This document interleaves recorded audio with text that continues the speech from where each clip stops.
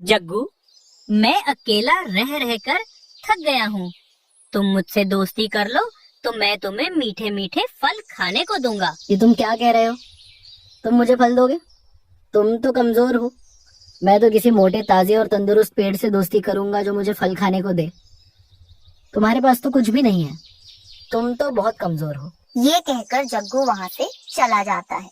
तब दूसरी तरफ रानू अपनी बेटी से कहती है, गुड़िया बेटी, अगर समय से दाना मिल जाए तो ठीक है, लेकिन अगर शाम से पहले दाना ना मिले तो अंधेरा होने से पहले ही घर लौटकर आ जाना। मम्मा, मैं बहुत भूखी हूँ। कल भी मुझे दाना नहीं मिला था, इसलिए तो आज मैं दाना लेकर ही घर लौटूंगी। गुड़िया वहाँ से चली जाती है। वो उड़ते हुए जाती है, लेकिन उसे कहीं भी भोजन नहीं मिलता। वो फिर भी उड़ती जाती है, लेकिन जब ज्यादा उड़कर जाती है तो थक जाती है। तब वो उसी कमजोर पेड़ के पास बैठ जाती है। छोटी चिड़िया, क्या तुम मुझसे दोस्ती करोगी? मैं तुमसे दोस्ती तो कर लेती हूँ, लेकिन मैं तुम्हें क्या दे सकती हूँ? मेरा घर तो यहाँ से बहुत दूर है और मैं बहुत छोटी भी हूँ। नहीं नहीं चिड़िया, मैं तुमसे कुछ नहीं लूंगा। मैं उल्टा तुम्हें मीठे मीठे फल दूंगा। सच में? आप मुझे मीठे मीठे फल दोगे? तो फिर मैं आपसे दोस्ती कर लेती हूँ। गुड़िया और वो पेड़ दोनों आपस में बातें कर रहे थे। बातें करते हुए शाम हो जाती है। मैं और मेरी मम्मा बहुत भूखी हैं। हमने कल से कुछ नहीं खाया है, इसलिए अब मुझे जाना होगा, क्योंकि घर पर मेरी मम्मा मेरा इंतजार कर रही होंगी। अब मैं चलती हूँ। रुको मेरी गुड़िया दोस्त, एक बार तुम अपनी आंखें बंद करो। ये सुनकर गुड़िया अपनी आंखें बंद कर लेती है। जैसे ही वो आंखें बंद करती है, उस पेड़ पर एक बहुत ही बड़ा और अच्छा सा आम लग जाता है। गुड़िया, अब तुम अपनी आंखें खोल सकती हो। गुड़िया जैसे ही पका हुआ आम पेड़ पर देखती है तो वो हैरान हो जाती है। ये क्या? ये इतना पका हुआ आम यहाँ पर कहाँ से आ गया? अभी तो यहाँ कुछ भी नहीं था। तुम इसे अपने साथ घर ले जा सकती हो और इसे मिलकर अपनी माँ के साथ खाना। गुड़िया, तुम बहुत अच्छी हो। तुमने मेरा विश्वास किया।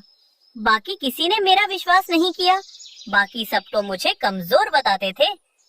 लेकिन तुम ये बात किसी और को ना बताना कि मैंने तुम्हें फल दिया है और तुम इस आम को ले जाओ। मेरी मम्मा तो ये मीठा और पका हुआ आम देखकर बहुत खुश होंगी। गुड़िया आम को लेकर घर आ जाती है।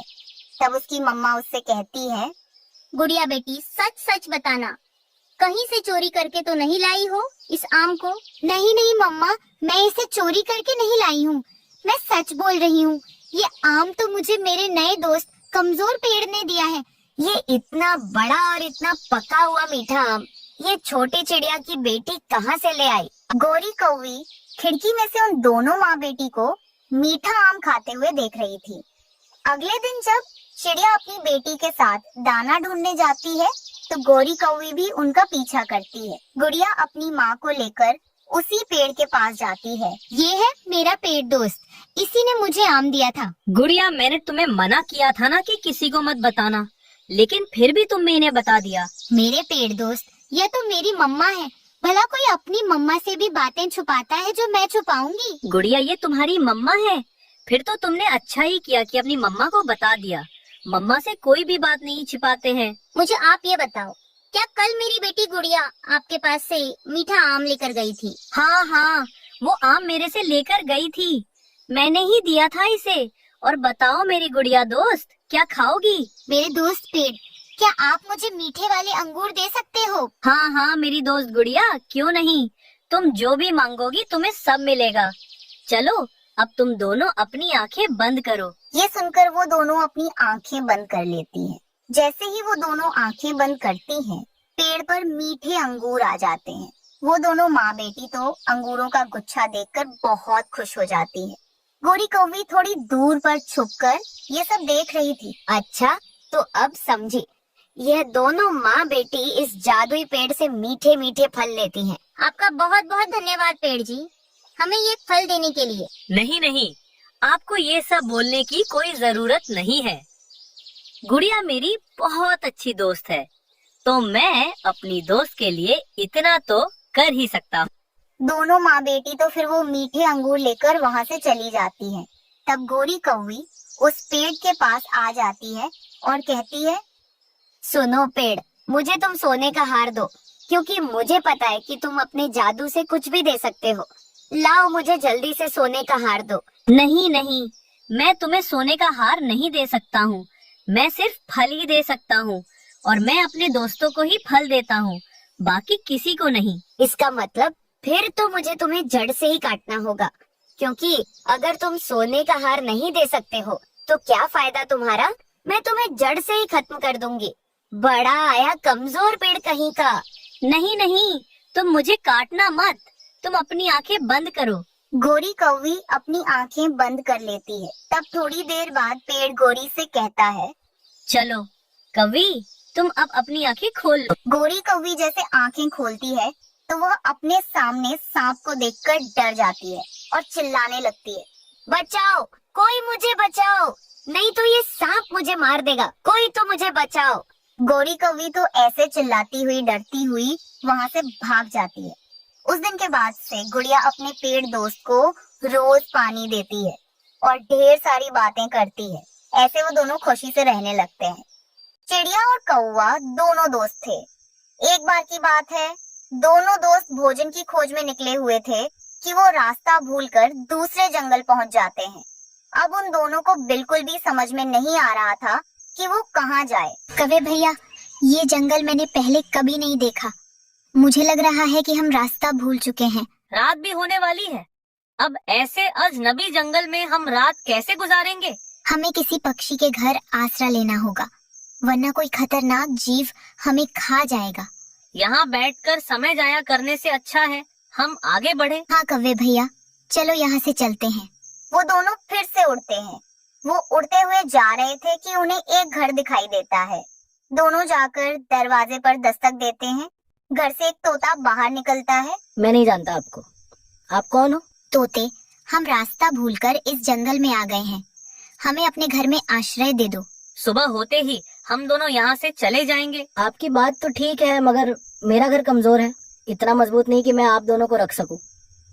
हाँ, मैं दोनों में से किसी एक को रख सकता हूँ। धन्यवाद तोते, हम ऐसा नहीं कर सकते। हम एक दूसरे को नहीं छोड़ सकते, हम दोस्त हैं। मगर कौवा चुप था, वो बैठा हुआ था। कव्वे भैया चलो, चलो कव्वे भैया, कहीं और जाते हैं, हमें देर हो रही है, अंधेरा बढ़ रहा है। दोनों में से एक, तो फिर मैं यहाँ रह सकता हूँ। चिड़िया, तुम जाओ और अपने लिए कोई और आश्रय ढूंढ लो। कव्वे भैया, हम दोस्त हैं और ऐसे बीच रास्ते में कैसे मुझे अकेले छोड़ सकते हो? मुझे अकेली को डर लगेगा। जब जान की पड़ी हो तो अपनी जान बचाते हैं, ना कि दोस्ती को देखते हैं। अगर आप मुझे छोड़कर जाओगे तो हमारी दोस्ती खत्म। नहीं चाहिए मुझे भी ऐसी दोस्ती। मैं भी आज से तुमसे दोस्ती तोड़ रहा हूँ। कौवा ऐसे कहते हुए तोते के घर में चला जाता है और चिड़िया बैठी कौवे को देखती रह जाती है। थोड़ी देर बाद चिड़िया भी उड़ती है और आगे बढ़ती है। तोते का घर अंदर से हर जगह से टूटा हुआ था, वो कभी भी टूटकर नीचे गिर सकता था। वो सामने वाले घोंसले में तुम लेट सकते हो, हाँ, मगर ज्यादा करवट ना बदलना। मेरा घर कमजोर है, मैंने पहले ही बता दिया था तुम्हें। तो तुम चिंता ना करो, मैं जब सोता हूँ तो समझो पत्थर का बन जाता हूँ, एक भी करवट नहीं लूंगा। चिड़िया बेचारी को बहुत डर लग रहा था। पहले वो दो थे, इसलिए उन्हें एक दूसरे का सहारा था, मगर अब चिड़िया अकेली रह गई थी। थोड़ी दूर एक सूखा हुआ पेड़ था, जिसकी खोखर में एक कबूतर छुपा बैठा था। वो कबूतर चिड़िया को आवाज देता है, चिड़िया, चिड़िया इधर नीचे देखो, नीचे मौसम खराब है और रात भी है, तुम यहाँ आ जाओ, इस पेड़ की खोखर में तुम खुद को छुपा सकती हो। चिड़िया इधर उधर देखती है और फिर कबूतर को देखकर पेड़ की खोखर में चली जाती है। आपका बहुत बहुत धन्यवाद कबूतर भैया, मुझे आश्रय देने के लिए। मैं और कालू कौवा रास्ता भूलकर इस तरफ आ गए थे। रात हो गई तो बहुत परेशानी हुई। थोड़ी देर बाद बारिश शुरू हो जाती है। बारिश बहुत तेज थी। पहले तो तोते का घर मजबूत था, मगर फिर तेज हवा से तोते का घर हिलने लगता है। मुझे नहीं बचेगा, मेरा घर नहीं बचेगा। यहाँ से थोड़ी दूर मेरी बहन रहती है। तोते ने अभी इतना कहा ही था कि उसका घर टूट जाता है और धड़ाम से जमीन पर गिरता है। कौवा तोते के मुंह की तरफ देख रहा था। अब क्या होगा? ऐसी बारिश में हम कहाँ जाएंगे? वही हुआ जिसका डर था। यहाँ से थोड़ी दूर मेरी बहन रहती है, मैं तो वहाँ जा रहा हूँ और अब तुम सोचो कि तुम्हें कहाँ जाना है। तोते कृपा करके मुझे भी अपनी बहन के घर ले चलो। मैं इस जंगल में अनजान हूँ, मैं कहाँ जाऊँगा। नहीं नहीं कौवे, तुम्हारे वजन की वजह से मेरा घर टूट गया है। मैं तुम्हें अपनी बहन के घर नहीं ले जाऊंगा, तुम अपना देख लो, मैं तो जा रहा हूँ। ऐसे कहते हुए तोता वहाँ से चला जाता है। मैंने चिड़िया से भी दोस्ती तोड़ दी है, मैं अकेला रह गया। अगर चिड़िया मेरे साथ होती तो कोई ना कोई उपाय जरूर निकाल लेती। मैंने बहुत बुरा किया, मैंने अपनी दोस्त को छोड़कर बहुत बुरा किया। कौवा रोने लगता है और रोते हुए वहाँ से उड़ता है। लो, ये फल मैं बारिश से पहले सागर वाले जंगल से लाया था, मैंने आधा खा लिया है, मेरा पेट भर गया है, अब तुम बाकी का आधा फल खा लो। कबूतर भैया, आप मुझे जानते भी नहीं हो और आपने मेरी इतनी मदद की। और एक वो मेरा बचपन का दोस्त मुझे रास्ते में ही छोड़ गया। तभी रोता हुआ कौवा भी वहाँ आ जाता है। कव्वे, तुम यहाँ? तुम तो तोते के घर में चले गए थे मुझे छोड़कर। टूट गया तोते का घर, टूट गया। चिड़िया मुझे माफ कर दो, मैंने बहुत बुरा किया जो तुम्हें रास्ते में ही छोड़ दिया। नहीं कव्वे, किया हुआ विश्वास वापस नहीं आ सकता। मेरी और तुम्हारी दोस्ती खत्म हुई। आज से तुम्हारे और मेरे रास्ते अलग अलग हैं। वैसे भी हमारी दोस्ती तुमने तोड़ी है, अब तुम यहाँ से जा सकते हो। फिर कौवा अपनी गलती पर बहुत पछताता है और रोता हुआ वहाँ से चला जाता है। मम्मा, ये गर्मी कितनी ज्यादा हो रही है इस बार। मम्मा, मुझे इतना पसीना आ रहा है, ऐसा लग रहा है जैसे कि मैं नहा कर आई हूँ। मम्मा, ये सूरज इतनी आग क्यों बरसा रहा है? ये इतने गुस्से में क्यों है? क्या हमसे कोई गलती हो गई है? मम्मा, मुझसे भी यह गर्मी अब बर्दाश्त नहीं हो रही है। उड़ना तो दूर, सांस लेना भी मुश्किल हो गया है। अब तो हमारा ये घर भट्टी बन गया है। इतनी गर्मी हो रही है इसमें, क्या कोई जादू नहीं है इस गर्मी को दूर करने का? मेरे बच्चों, मैं तुम्हारी माँ हूँ। भले ही मैं गरीब हूँ, लेकिन मेरी ममता बहुत ज्यादा है आपके लिए। आप चिंता ना करो, मैं आपके लिए कुछ भी करूँगी, लेकिन इस गर्मी का कोई तो हल निकालूंगी। मम्मा, गौरी आंटी के घर में फ्रिज है ना? आप वहाँ से हमारे लिए ठंडा पानी लाइए। ठंडे पानी से थोड़ी तो राहत मिलेगी। हाँ गुड़िया बेटी, मैं अभी जाकर गौरी के घर से तुम दोनों के लिए ठंडा पानी ले आती हूँ। रानू चिड़िया ऐसे अपने बच्चों को समझाती है। वहीं दूसरी तरफ कौवे अपने घर में बैठे थे। उनका बेटा जग्गू गर्मी से तड़प रहा था। ये ऐसा कब तक चलेगा कालू जी? मैं इस गर्मी को और ज्यादा बर्दाश्त नहीं कर पा रही हूँ। हमारा बेटा सो भी नहीं पाता है। ये पंखा ऐसे चलता है जैसे मर गया हो। हवा तो जैसे इसके अंदर है ही नहीं और इतनी तो आवाज करता है। मैं ऐसे इस गर्मी को और बर्दाश्त नहीं कर पाऊंगी। गौरी, तुम तो मुझे हर समय ऐसे ही ताने मारती रहती हो। जाओ जाकर फ्रिज से ठंडा पानी पी लो। हम घोंसले में रहते हैं तो गर्मी तो लगेगी ही। मेरे पास कहाँ रखे हैं इतने पैसे? कालू जी, बार बार ठंडे पानी पीने से गर्मी थोड़ी दूर होगी। मुझे कुछ नहीं पता, तुम कुछ ना कुछ करो। घर में एक कूलर ही लगवा लो। अगर तुमने कूलर नहीं लगवाया तो मैं तो अपनी माँ के घर चली जाऊंगी। कम से कम वहाँ चैन की नींद तो सोऊंगी। वहाँ पे एक ढंग का कूलर तो है, यहाँ तो ये भी नहीं है। अब अपने मायके जाने की धमकी देने लगी। वो दोनों पति पत्नी ऐसे आपस में लड़ रहे थे। तभी रानू चिड़िया गोरी कौवी के घर आती है और उसका घर का दरवाजा खटखटाने लगती है। गोरी कौवी गुस्से में घर के बाहर आती है क्योंकि बाहर बहुत ज्यादा गर्मी थी। क्या है चिड़िया, तुम मेरा दरवाजा तोड़ दोगी? इतनी गर्मी में तुम मेरे घर क्यों आई हो? पूरी मेरे बच्चे गर्मी से तड़प रहे हैं। तुम्हारे घर में फ्रिज है ना? मेरा बोतल ले जाकर तुम्हारे फ्रिज में रखना और मुझे ठंडा करके देना। क्या मेरा घर कोई धर्मशाला समझ के रखा है सबने? जो भी आ रहा है ठंडा पानी ही पूछ रहा है। मैं खुद यहाँ गर्मी से परेशान हूँ। मैं तुम सबको ठंडा पानी पिलाकर क्यों खुश करूँ? गौरी, तुम ऐसे क्यों बोल रही हो? मैंने तो बस अपना पानी ठंडा करने के लिए बोला है। नहीं नहीं, मेरे फ्रिज से किसी को भी ठंडा पानी नहीं दूंगी। निकल जाओ यहाँ से तुम भी। फिर रानू चिड़िया उदास होकर बोतल लेकर वहाँ से चली जाती है। वो सीधा नदी के पास जाती है। वहाँ पर उसे बहुत ज्यादा आराम लग रहा था। अरे वाह, यहाँ तो कितना आराम लग रहा है। यहाँ तो गर्मी भी नहीं लग रही है। गर्मी की वजह से उसे रातों को नींद नहीं लग रही थी, इसलिए वो बोतल को घास में रखकर थोड़ी देर के लिए वहीं सो जाती है।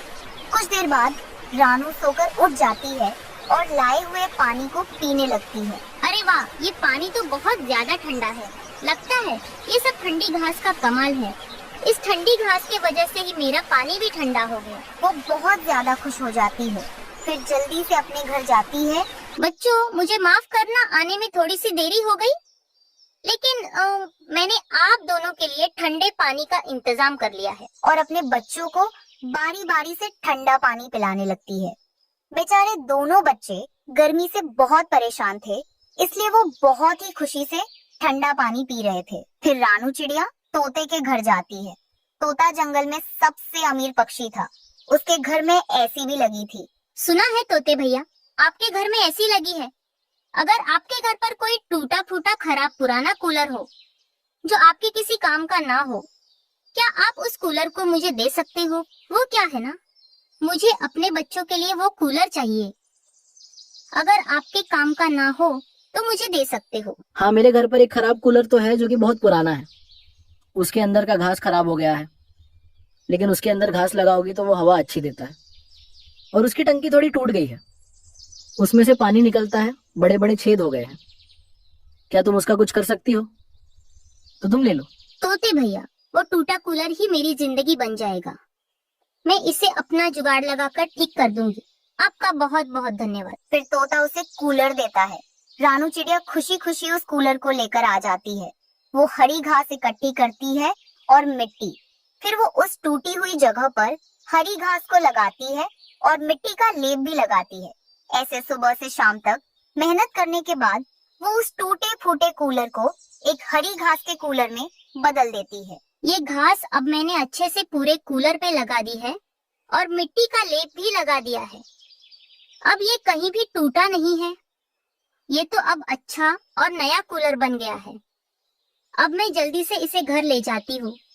मेरे बच्चे खुश हो जाएंगे जब वो कूलर की हवा लेंगे। रानू चिड़िया अपने कूलर को अपने घर में लगा लेती है और जब वो उसे चालू करती है तो वो तो एकदम ठंडी हवा देता है। उसके बच्चे और वो ठंडी हवा से बहुत खुश थे। अब उन्हें गर्मी नहीं लगती है। उनकी खुशी का तो कोई ठिकाना ही नहीं था। अपने बच्चों को इस तरह खुश देखकर रानू भी बहुत खुश थी। मम्मा, ये कूलर तो बहुत ठंडी हवा दे रहा है। मुझे तो बहुत अच्छा लग रहा है इस कूलर की हवा में। ऐसा लग रहा है जैसे कि बादलों में से ठंडी ठंडी हवा आ रही हो। हाँ मम्मा, आज तो मुझे भी बहुत अच्छा लग रहा है इस कूलर की हवा में। ऐसा लग रहा है आज तो मुझे जैसे कि हम अपने घोंसले में नहीं किसी महाराजा के महल में बैठे हैं। सच में आप बहुत अच्छी हो। फिर ऐसे वो आराम से ठंडी ठंडी कूलर की हवा लेते हैं और गर्मी के मौसम में खुशी खुशी रहने लगते हैं। रानू, मैं सबके बारे में अच्छा सोचती हूँ और सबकी बहुत मदद करती हूँ, लेकिन मेरी मदद कोई नहीं करता। पिछली बार जब मेरा बेटा बीमार हुआ था तब कोई भी पक्षी आगे आकर मेरी मदद नहीं की। जो भी आपके साथ हुआ वो बहुत बुरा हुआ, लेकिन मेरे दोस्त ऐसे नहीं हैं। मैं जब भी मुसीबत में रहूंगी वो जरूर मेरी मदद करेंगे। ऐसा कुछ नहीं होगा रानू बहन, देखना एक दिन आपको भी मेरी बातों पर विश्वास हो जाएगा। किसी पर भी भरोसा नहीं करना चाहिए। ऐसे ही कुछ दिन बीत जाते हैं। एक दिन रानू की बेटी गुड़िया अपनी माँ से कहती है, माँ, जैसे हमारे दोस्त हैं वैसे क्या आपके भी दोस्त होते हैं? हाँ बच्चों, जंगल के सब पक्षी मेरे बहुत अच्छे दोस्त हैं, जैसे कबूतर, कौवा, कौवी और बहुत सारे। दूसरे दिन कुकू और गुड़िया नदी के पास पानी पी रहे थे। उन्हें वहाँ देखकर गोरी कौवी उनके पास आती है। बच्चों, क्या तुम दोनों रानू चिड़िया के बच्चे हो? हाँ कौवी आंटी, हम दोनों रानू के ही बच्चे हैं। तुम्हारी माँ रानू बहुत दयालु है, वो सबकी मदद करती है। एक बार उसने मुझे तेज बारिश में मदद की थी। बच्चों, अगर तुम दोनों को कभी भी किसी चीज की जरूरत पड़ी तो तुम दोनों मेरे घर आ जाना। मेरा घर यहीं पास में है। हाँ हाँ कौवी आंटी, क्यों नहीं, अगर हमें किसी चीज की जरूरत पड़ी तो आपके घर मदद मांगने के लिए आ जाएंगे। बच्चे अपनी माँ की तारीफ सुनकर बहुत खुश होते हैं। कुकू और गुड़िया घर आते हैं और अपनी माँ को सारी बात बताते हैं। माँ, क्या आपको पता है आज नदी के पास हमें गोरी आंटी मिली थी। वो कह रही थी कि आप बहुत अच्छी हो और सबकी मदद करती हो। हाँ बच्चों, मैं इस जंगल के पक्षियों की बहुत मदद करती थी। जब बारिश की वजह से गोरी का घर टूट गया था, वो कई दिन तक मेरे ही घर में रहकर गई थी। और एक दिन जब कबूतर की बीवी मैके गई थी, कबूतर बहुत बीमार पड़ गया था। तब मैंने कबूतर को अपने ही घर में रखकर उसका बहुत अच्छे से इलाज किया, उसको वक्त पर दवाई देती रही। कुछ दिन बीत जाते हैं, तेज बारिश होती है और रानू को तेज बुखार हो जाता है। हे ऊपर वाले, ये क्या हो गया? इतनी तेज बारिश हो रही है, अब मैं मेरे बच्चों को क्या खिलाऊंगी? माँ, कुकू भाई और मैंने भोजन कर लिया है। ये बारिश तो सुबह तक रुक जाएगी। आप इतनी परेशान क्यों हो रही हो? सुबह होते ही बारिश रुक जाती है। चिड़िया के बच्चे दोनों भूखे थे। तेज बुखार की वजह से चिड़िया अपने घोंसले में ही लेटी हुई थी। माँ, क्या घर में कोई सूखा दाना है? मुझे बहुत भूख लग रही है। गुड़िया मेरी बच्ची, घर में खाने के लिए कुछ भी नहीं है। तुम दोनों ऐसा करो, लूसी आंटी के घर जाकर उनसे आटा मांग कर लाओ। मैं उस आटे से तुम दोनों के लिए रोटियां बना दूंगी। गुड़िया और कुकू लूसी कबूतरी के घर जाते हैं। लूसी आंटी, आप हमें थोड़ा सा आटा दे दीजिए ताकि मेरी माँ आटे से रोटियां बना सके। मेरी माँ की तबीयत रात से बहुत खराब है, इसलिए वो अब बाहर नहीं जा सकती। मगर बच्चों, मेरे घर में तो इतना ज्यादा आटा नहीं है, सिर्फ एक दिन का ही आटा है। वो तो आज हम खा लेंगे। अगर ज्यादा होता तो मैं तुम्हें दे देती। लूसी आंटी, मेरी माँ ने आपकी हमेशा मदद की, आप भी एक बार हमारी मदद कर दो। लूसी कबूतरी घर के अंदर चली जाती है और अंदर से दरवाजा बंद कर लेती है। कुकू और गुड़िया घर लौटते हैं। माँ, लूसी आंटी कह रही थी कि उनके पास थोड़ा ही आटा है। क्या हो जाता माँ, अगर हमें भी उसमें से थोड़ा आटा दे देती। उन्होंने तो हमारे मुंह पर ही दरवाजा बंद कर दिया। बेटा, अब तुम गोरी आंटी के घर जाओ, वो जरूर हमारी मदद करेगी। बोल देना मैंने तुम दोनों को भेजा है। दोनों बच्चे गोरी कौवी के घर जाते हैं। गोरी अपने घर में चावल बना रही थी। गोरी आंटी, हमें थोड़ा सा आटा दे दीजिए। वो क्या है ना, हमारी माँ की तबीयत बहुत खराब है। कल बारिश की वजह से वह बाहर नहीं जा पाई भोजन ढूंढने के लिए। हाँ बच्चों, मैं तुम्हें आटा दे देती हूँ। कालू जी, क्या अंदर आटा है? कौवों के घर में बहुत ज्यादा राशन था, फिर भी कौवा झूठ बोलता है। नहीं नहीं गोरी, हमारे घर में खाने के लिए कुछ है ही नहीं। कल बारिश की वजह से मैं भी भोजन नहीं ढूंढ पाया।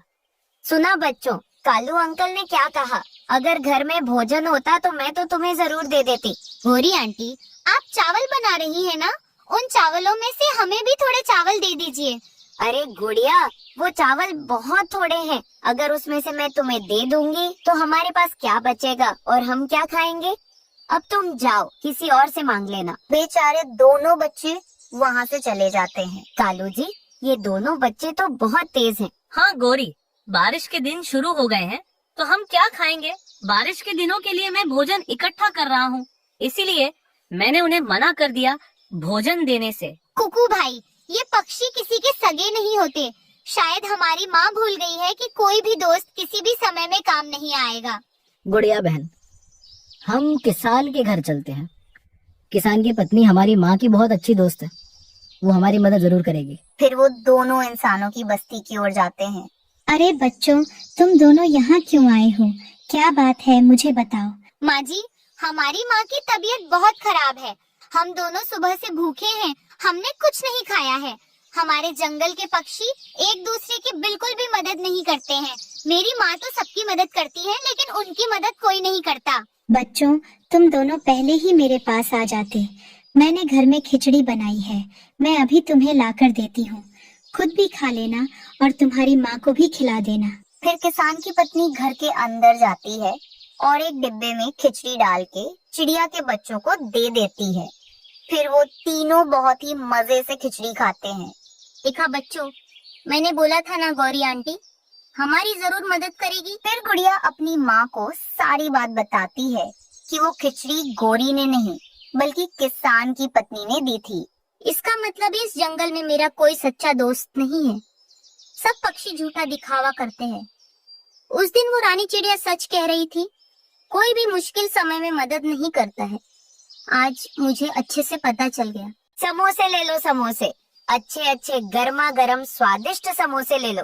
गौरी कौवी ऐसे समोसे बेच रही थी, तभी उसके पास तोता आता है। गौरी, मेरी पत्नी के लिए एक गर्मा गर्म समोसा दे दो। हाँ हाँ, क्यों नहीं, मैं गर्मा गर्म ही दूंगी। सभी समोसे ही गर्म हैं, लेकिन एक समोसे का दाम 50 रुपए है। गौरी उसे समोसा देती है, तोता उसे 50 रुपए दे देता है और वो समोसा लेकर आता है। तोते की पत्नी भी नदी से पानी पीकर घर आ जाती है। अरे वाह मेरे सुंदर पति, तुम मेरे लिए समोसा लेकर आए हो। सच में तुम बहुत अच्छे हो। हाँ पत्नी जी, तुम्हें समोसा खाने को बहुत मन था, इसीलिए मैं आज तुम्हारे लिए समोसा ले आया हूँ। वहीं दूसरी तरफ कालू अपनी पत्नी गौरी से कहता है, गौरी, आज तुम्हारे कितने रुपए के समोसे बिक गए हैं? कालू जी 11 समोसे बेचे थे, आज तो 550 रुपए के हो गए। वहीं दूसरी तरफ जब तोती समोसा खाती है उसे समोसे बेस्वाद लगते हैं। ये क्या पति जी, ये समोसा तो बहुत बेकार है, इसमें तो नमक ज्यादा है। मेरा तो पूरा मुंह कड़वा हो गया और ये तो बिल्कुल बेस्वाद है, बिल्कुल अच्छा नहीं लग रहा। तुम क्या कह रही हो? समोसा अच्छा नहीं है, इसमें नमक ज्यादा है।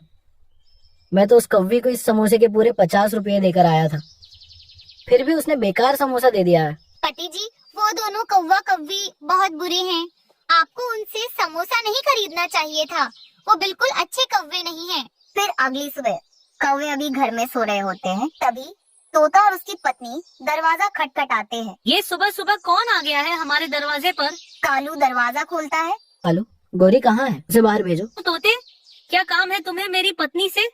वो तो अभी सो रही है, तुम मुझे बताओ। कल मैं तुम्हारी पत्नी से एक समोसा लेकर गया था पूरे 50 रुपए देकर, और उसने समोसा बेकार दिया। उसमें नमक ज्यादा था और बिल्कुल बेस्वाद था। उसे कहो कि वो मेरे पैसे वापस कर दे। बुटी चोंच वाले, हम बेची हुई चीज के पैसे नहीं वापस करते, चाहे वह अच्छी हो या फिर बेकार। तू चला जा यहाँ से, तुझे 50 रुपए में हम सब कुछ नहीं देंगे, तुझे समोसे भी खिलाए और तेरे पैसे भी वापस करे। दोनों पति पत्नी उदास होकर चले जाते हैं। कौवा अंदर आता है। कालू जी चला गया, क्या वो मोटी चोंच वाला तोता? मैं सब सुन रही थी, मुझे सब सुनाई दे रहा था। हाँ गौरी, चला गया वो, मैंने भगा दिया उसे। मैंने भी कालू जी तुम्हें कई बार बोला है कि नमक थोड़ा कम डाला करो और मसाले अच्छे से मिलाया करो, लेकिन तुम भी सुनते नहीं हो, हर रोज नमक भर देते हो। गौरी, तुम तो ऐसे कह रही हो जैसे कि मैं हलवाई हूँ। पहली बार समोसे बना रहा हूँ तो थोड़ा कम ज्यादा तो होता ही रहता है, और वैसे भी मुझसे ये समोसे का भरता और समोसे बनते नहीं है, लेकिन फिर भी मैं तो बना देता हूँ। अगले दिन गौरी समोसे बेचने आती है। समोसे ले लो समोसे, गर्मा गर्म समोसे ले लो। आओ पक्षियों, गर्मा गर्म समोसे खाओ। मम्मा मम्मा, आज मेरा समोसे खाने का बहुत मन है, आप मेरे लिए गौरी आंटी से समोसा लेकर आओ ना, आज मैं भी समोसा खाऊंगी। गुड़िया बेटी, तुम्हें तो पता है ना, वो कौवी अच्छे समोसे नहीं बनाती है, बिल्कुल बेस्वाद समोसे बनाकर बेचती है। तुम उसके बने हुए समोसे मत खाओ। मुझे पता है मम्मा, आप मुझे समोसा खिलाना ही नहीं चाहती हो, इसलिए ऐसा बोल रही हो, और आप ऐसे ही बहाने बनाती हो ताकि खिलाना ना पड़े। रानू चिड़िया गौरी के पास जाती है। गौरी बहन, मेरी बेटी के लिए एक अच्छा सा और स्वादिष्ट सा गर्मा गर्म समोसा दे देना, चाहे भले ही तुम 1 रुपया ज्यादा ले लेना, लेकिन समोसा अच्छा होना चाहिए। ये समोसा अच्छा है चिड़िया, और बहुत स्वादिष्ट भी है। जब तुम्हारी बेटी इसे खाएगी तो वो बहुत खुश हो जाएगी। गौरी लाओ, तुम पहले इस समोसे को मुझे चखाओ कि ये अच्छा है कि नहीं। नहीं नहीं, मैं तुम्हें ऐसे चखने के लिए नहीं दूंगी, पहले 50 रुपए दो पूरे, उसी के बाद दूंगी मैं तुम्हें समोसा, फिर तुम चाहे चखना और कुछ भी करना। गौरी पैसे ले लेती है और समोसा देती है। छी छी गौरी, ये समोसा कितना बेस्वाद है, ये तो मेरी बेटी को जरा भी अच्छा नहीं लगेगा। इसमें तो नमक भरा पड़ा है, ये तो नमक के मारे कड़वा है, और तो और बिल्कुल स्वाद नहीं है। ऐसा करो, तुम अपना समोसा अपने पास रखो और मेरे पैसे मुझे वापस करो। हाँ तो अब मैं क्या करूँ छोटी चिड़िया, तुझे अब कोई पैसे नहीं मिलेंगे, क्योंकि मैंने तुझे समोसा दिया है तब पैसे लिए हैं। मैं बिकी हुई चीज को वापस नहीं करती हूँ और ना ही पैसे लौटाती हूँ। चल निकल यहाँ से। अच्छा काली कौवी, ये बात है तो फिर ठीक है। अब अगर मैंने भी तेरा यह धंधा बंद ना करवा दिया तो मेरा नाम भी रानू नहीं। अब तू देखती जा मैं क्या करती हूँ। चिड़िया गुस्से में चली जाती है। शाम को गौरी समोसे बेच कर आती है। गौरी, आज तुम्हारे कितने रुपए के समोसे बिक गए हैं? हेलो जी, एक समोसा बिका था, आज रानू चिड़िया लेने आई थी। जब उसने वो खाकर देखा तो वो तो कड़वा था, फिर वो पैसे मांग रही, लेकिन मैंने तो वापस नहीं किए। गौरी, ये तो तुमने सही किया कि उसे पैसे वापस नहीं किए, वैसे भी हम थोड़ी बहुत मेहनत करके तो उन्हें बनाते ही हैं। मेरे पति कालू, बस तुम ऐसे ही मुझे समोसे बनाकर देते रहो, मैं जंगल में बेचती रहूंगी। फिर हम अमीर हो जाएंगे और हमें पक्षियों को समोसे बेचना तो अच्छे से आता है। रानू चिड़िया समोसे का सामान लाकर खुद समोसे बनाती है। अब मैं भी देखती हूँ कि ये कौवे कैसे समोसे बेचते हैं। अगर मैंने इनका धंधा बंद ना करवा दिया तो मेरा नाम भी रानू नहीं। रानू चिड़िया जंगल में समोसे बेचने लगती है।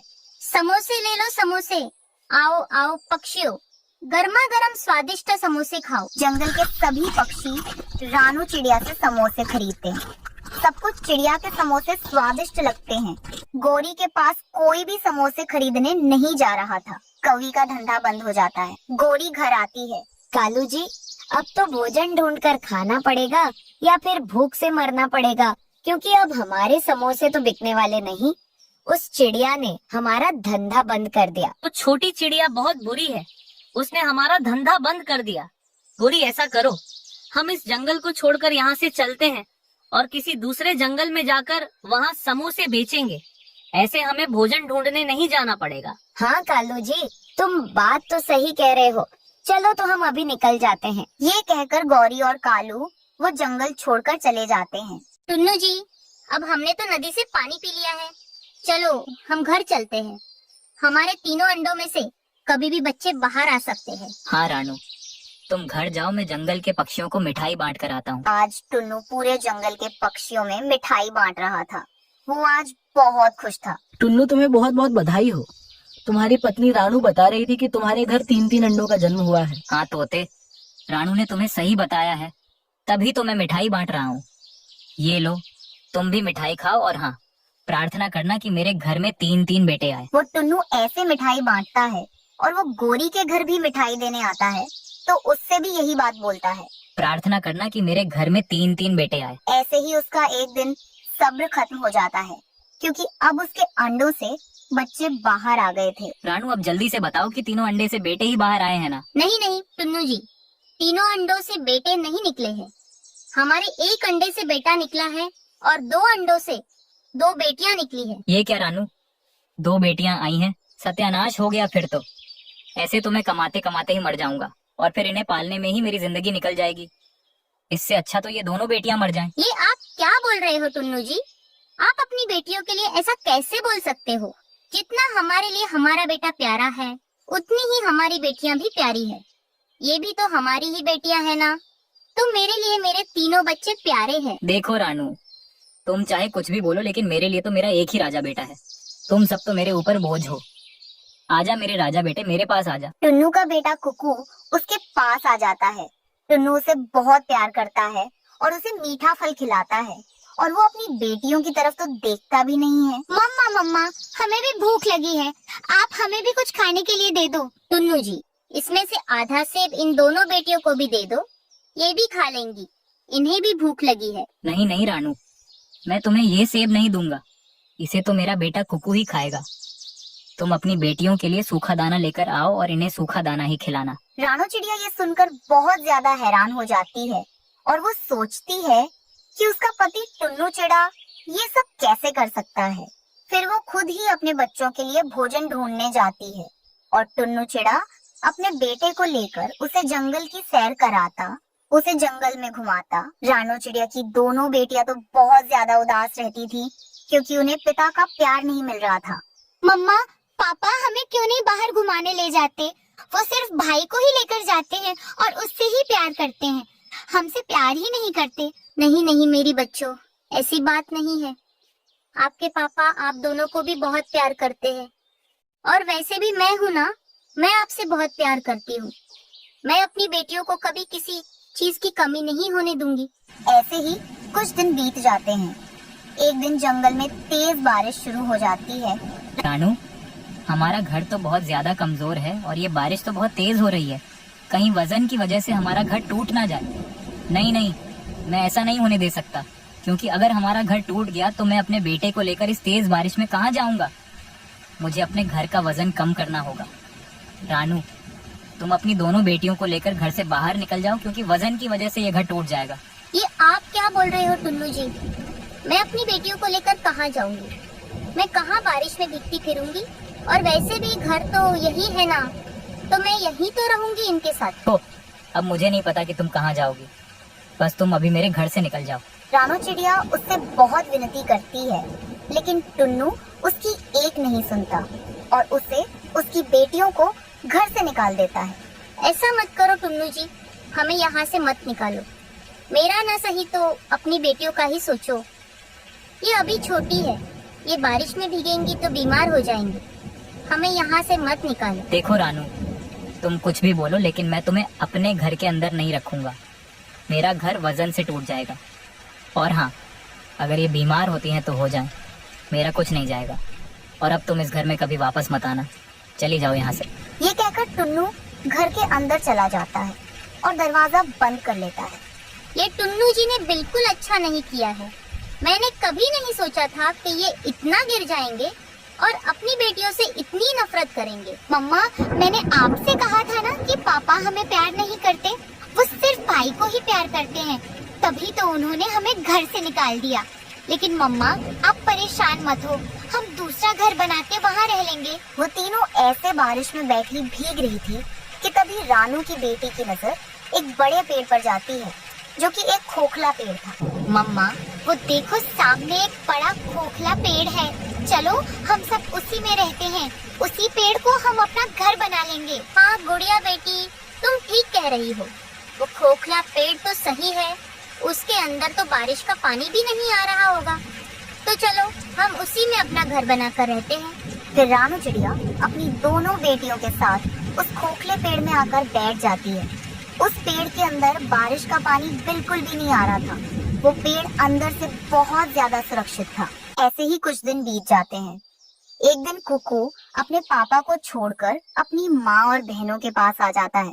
कुकू बेटा, आप यहाँ, और तुम्हारे पापा कहाँ हैं? मम्मा, मुझे पापा के साथ नहीं रहना, मुझे आपके साथ और बहनों के साथ रहना है। पापा कबूतर भैया जल्दी चलिए, आज हमें हमारी गाजर की खेत में बहुत काम है। चिड़िया बहन, मैं तो तैयार था, बस मैं आपका ही इंतजार कर रहा था। पति जी, घर में राशन भी खत्म हो गया है, ना जाने हमारे गाजरे की फसल कब तैयार होगी और कब राशन आएगा। लूसी बहन, आप चिंता ना करिए, मैंने और कबूतर भैया ने बहुत ही मेहनत की है।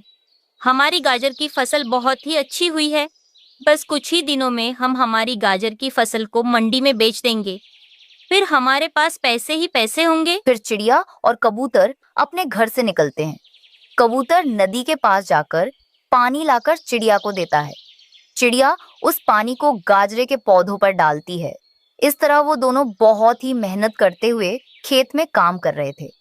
मंडी में बैठे हुए कालू कौवा और चील आपस में बातें करने लगते हैं। चील दी, इस बार हम पक्षियों से गाजर की फसल बहुत ही कम दाम में खरीदेंगे। हाँ कालू, मुझे सब पता है। जब पक्षियों के गाजरे खराब होंगे तो वो हमें मुफ्त में ही गाजर देके जाएंगे, फिर हम उनको पैसे देने की क्या जरूरत। चील दी, चिड़िया और कबूतर की फसल तैयार होने वाली है, वह कभी भी आ सकते हैं। हम दोनों तो उनका माल मुफ्त में ही खरीदेंगे। ऐसे ही कुछ दिन बीत जाते हैं। जंगल में तेज बारिश होने लगती है। कबूतर भैया, इस बारिश की वजह से गाजर की जमीन थोड़ी सी नरम हो जाएगी, हमें गाजर निकालना बहुत आसान हो जाएगा। हम कल ही गाजरें निकालकर मंडी में बेच आएंगे। हाँ चिड़िया बहन, कल हम तीनों मिलकर काम करेंगे, बहुत जल्दी हमारा काम भी खत्म हो जाएगा।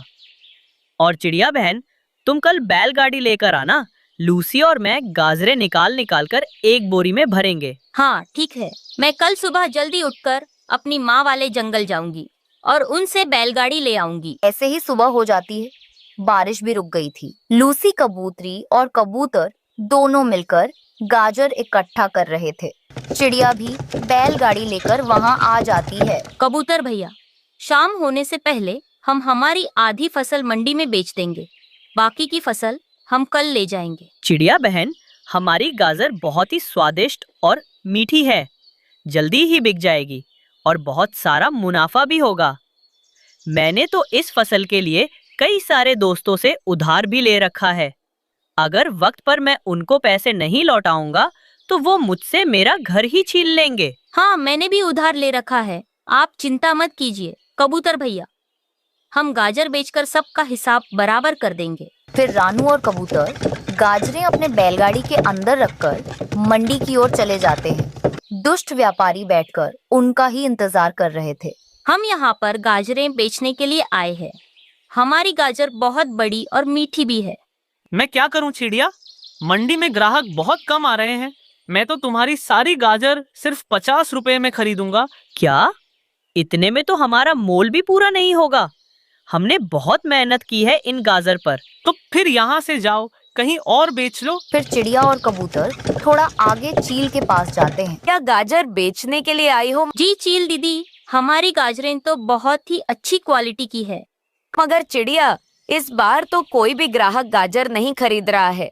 मैं तो तुम्हारे सारे गाजरें सिर्फ 20 रुपए में खरीदूंगी। कबूतर भैया, ये हरामखोर व्यापारी हमारा माल मुफ्त में खरीदना चाहते हैं, लेकिन मैं ऐसा कभी भी होने नहीं दूंगी। मैंने भी अब सोच लिया है क्या करना है। फिर चिड़िया जंगल के रास्ते में गाजर का जूस निकालने वाली मशीन लगा लेती है, जहां वो गाजर में चीनी, हॉर्लिक्स और बाकी स्वादिष्ट चीजें डालकर जूस तैयार कर लेती है। जंगल के सभी पक्षियों को चिड़िया का गाजर का जूस बहुत ही पसंद आता है। लूसी बहन, इतना मुनाफा तो हमें गाजर बेचने से भी नहीं होगा जितना हमें गाजर का जूस बेचने से हुआ है।